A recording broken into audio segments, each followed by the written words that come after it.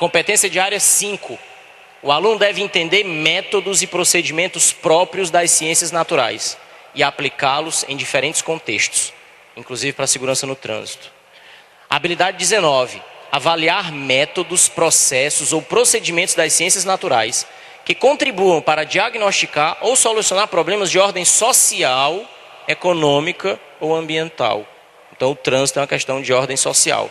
E agora também é uma questão de saúde pública. Nós estamos em 2014. Em 2011, vai até 2020, a gente está vivendo no mundo a chamada década de ação para ações de segurança no trânsito. É uma das 10 maiores causas de morte no mundo hoje, são acidentes fatais de trânsito. O Brasil está entre os 10 países que mais matam pessoas no trânsito hoje em dia. E principalmente na juventude, que conta nós. E aí então existe uma série de ações sendo feitas na tentativa de conscientizar as pessoas, por isso que eu fiz todo esse babado aqui também, porque a física está aí, é para isso mesmo, para que a gente consiga diminuir o número de acidentes fatais no trânsito, certo? Então a gente está vivendo essa década aí importante. Pedi para você voltar na página 74 e eu queria que você desse uma olhada na questão 18. Tem uma geladeira aí, tá vendo? Página 74, questão 18. A temperatura interna do refrigerador depende da temperatura ambiente, da quantidade de alimentos armazenados e do número de vezes que a porta é aberta. Deixa eu te perguntar uma coisa. Para que serve uma geladeira? Para gelar os alimentos, como é que ela faz isso? Aquele motor que tem atrás da geladeira precisa ficar ligado na tomada, não precisa? Olha como toda a nossa conversa se encaixa. Lá da Coelce, pelos fios, pela tomada, vem a energia elétrica total, que vai fazer o motor da geladeira funcionar para tirar o calor de dentro da geladeira e jogar o calor para fora. Por isso que tem aquele motor atrás da geladeira que esquenta pra caramba, que não pode ser usado como varal, blá, blá, blá, blá, blá, blá. Quem riu é porque usa. Gravei a cara de todo mundo. Não pode, aquilo causa acidente, viu? Não pode. Daí o que acontece? Raciocine comigo. Se ponha no lugar do motor da geladeira, tá certo? Você é o motor da geladeira, responsável por manter a geladeira fria, tá bom? Quando é que você vai ter vida mansa, no inverno ou no verão? Se você é o motor da geladeira, qual é a única função que você tem na vida? Manter a geladeira gelada. Se está no inverno, já está frio mesmo. Então não precisa trabalhar muito. Concorda comigo? Quando é que o motor da geladeira precisa trabalhar mais? Quando está quente pra caramba lá fora. Beleza? Segunda coisa. Você é o motor de uma geladeira de um cabra solteiro que mal anda em casa.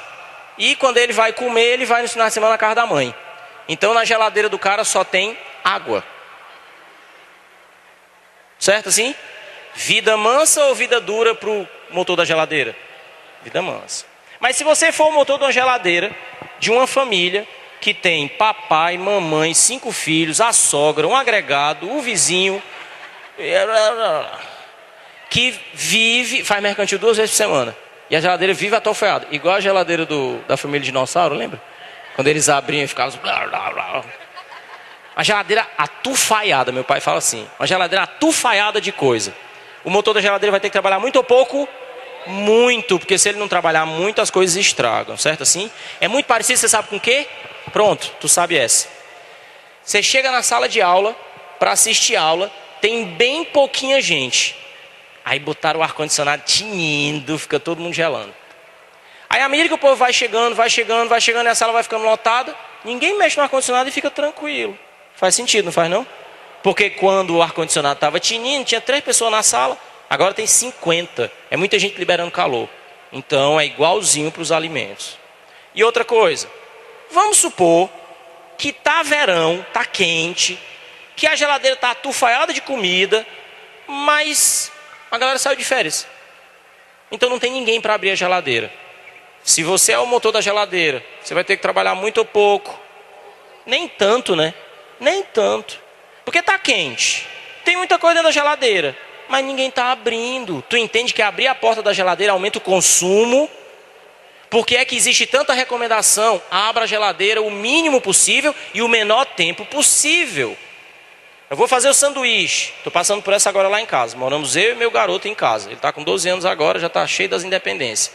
Aí ele vai fazer sanduíche. Eu estou ensinando ele a fazer as coisas sozinho. Aí tu já viu como é que é, né? Menino ensinado por um pai. Aí tu já viu. Aí eu digo, olha, tu vai abrir a paradinha, tu já tem que tirar o leite, já tem que tirar o requeijão, já tem que pegar o presunto e queijo, já tem que tirar o... Vai fazer ovo e a margarina. Aí ele está na fase de organizar a mente, né? Mas com 12 anos, não tem organização mental. Adolescência é o período da desorganização. Então eu fico vendo só para me abrir. Ele vai lá, pega o negócio, bota em cima do cara, tira tudinho. Aí fecha a porta da geladeira. Quando ele vira, esqueci de tirar o requeijão. Aí eu não sei se já te aconteceu de tu fechar a tampa da geladeira e querer abrir logo em seguida. Ela não abre. Aí eu vi um dia desse só para ver o que era que ele ia fazer. E eu sabia porque eu fiz também na minha época. Você, olha, dai-me serenidade para aceitar que ele não posso mudar, né? É você respirar, ó. A geladeira abre, mas a gente não faz isso. A gente enfia a mão na borracha. Aí faz assim, chega ela faz. Aí tu se acha muito esperto, isso é que eu acho mais grave. Porque conseguiu abrir a tampa da geladeira mesmo. Pense comigo.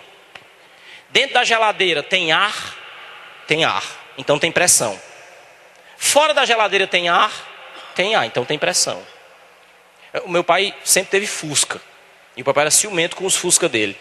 Aí quando ele dava carona, ele fazia cansei de ver isso quando eu era garoto e eu ficava invocado. Eu sentava no banco de trás, o papai entrava e ele queria entrar bem rápido antes do carona.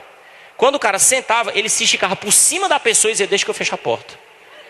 Porque a galera pegava a porta e fazia pá! E ele ficava louco, porque ele dizia que desregulava a porta. E uma vez eu ouvi ele dizer pro cara assim, você não tem geladeira na sua casa não? Já ouviu alguém dizer isso? Portinha de geladeira.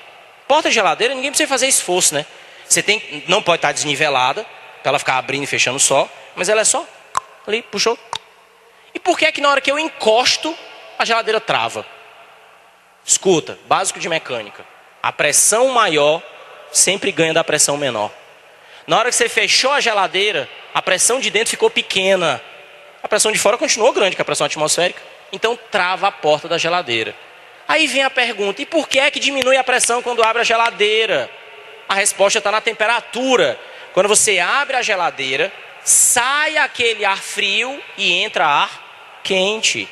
Então se você nunca abre a geladeira, não tem como esquentar o ar de dentro. Se você abrir a geladeira poucas vezes, não vai dar trabalho. Mas se você ficar abrindo e fechando, ou se você deixar aberto muito tempo, vai aumentar o consumo de energia. Tá claro tudo isso que eu estou dizendo?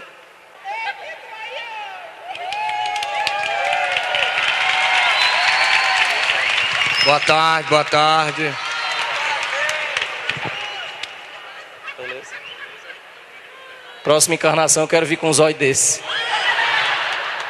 Porque foi assim, ó. O cara chegou aqui e disse assim, a programação de hoje à tarde.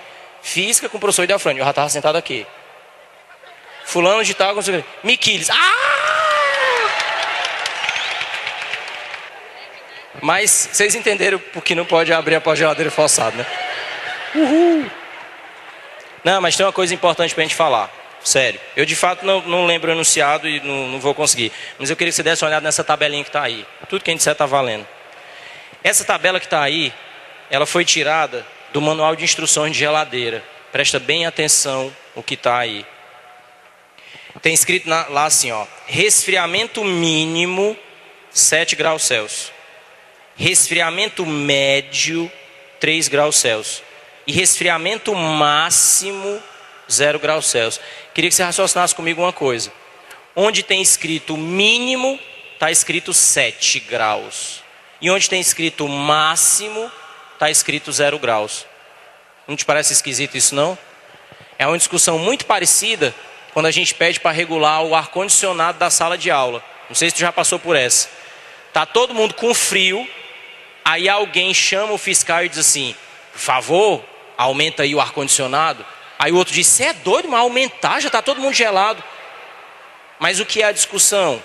Uma pessoa está falando sobre a temperatura e a outra está falando sobre a potência. Ar-condicionado e geladeira fazem o mesmo papel. Se eles trabalham muito e se tem muita potência, então a potência é máxima e a temperatura é mínima. E ao contrário, se eles trabalham um pouquinho, a potência é mínima, a temperatura vai ser máxima. Tudo bem? Vamos tentar compensar esse negócio daí com a questão seguinte, a 19. Volta para a página 75. Volta para a página 75. Não necessariamente só no inverno. No próprio manual de instrução diz isso. Tem aquele botãozinho que você regula a temperatura do lado de dentro. Se ele não tiver regulado de acordo com a temperatura de fora, você pode causar aquele, é o que chama de suor na geladeira. Ele acaba esquentando. É porque a diferença entre a temperatura de dentro e de fora está muito grande. Então, por exemplo, às vezes o cara nem tem tanta coisa na geladeira assim, não está tão frio lá fora, não está tão quente, e você pega e bota no máximo lá dentro. Então você está gerando muita potência da geladeira, e ele acaba fazendo suando, certo? É só desregulado. No manual de instruções tem escrito isso. Pessoal, para fechar, tá? Meu tempo está no fim. Na página 7.1, a questão número 7, está escrito assim. Questão número 7, tem essa figura aí e está escrito assim. As duas cadeias da dupla hélice de DNA são complementares entre si. Toda vez que aparecer adenina em uma cadeia, timina será encontrada na outra. Similarmente, quando se encontrar guanina em uma cadeia, citosina será encontrada na outra. A complementaridade entre as fitas de DNA é atribuível às pontes de hidrogênio entre pares de bases. Isso aqui vocês aprendem em biologia, né? O modelo sugere um mecanismo para a transmissão da informação genética. Como Watson e Crick foram capazes de observar, essa estrutura poderia logicamente ser replicada pela figura 1. Blá, blá, blá, tem a figura e tal. Abaixo tem o texto que diz: considerando a quebra das pontes de hidrogênio, será, entre aspas, mais fácil, ou seja, mais rápida e com menos gasto de energia, a separação das fitas pareadas do DNA, quanto menor for. Perguntinha, eu tenho dois tipos de pares, AT e CG. Para ligar adenina e timina, quantas pontes de hidrogênio? 2. E para ligar citosina e guanina, quantos pares de hidrogênio? Quantas pontes de hidrogênio? 3. Quando é que eu gasto mais energia? Onde é que eu tenho mais desgaste? Para quebrar 2 ou 3 pontes de hidrogênio? 3, não é não? Então, se ele está perguntando onde é que vai ser mais fácil separar as fitas para replicar, vai ser mais fácil quanto menos energia eu gastar.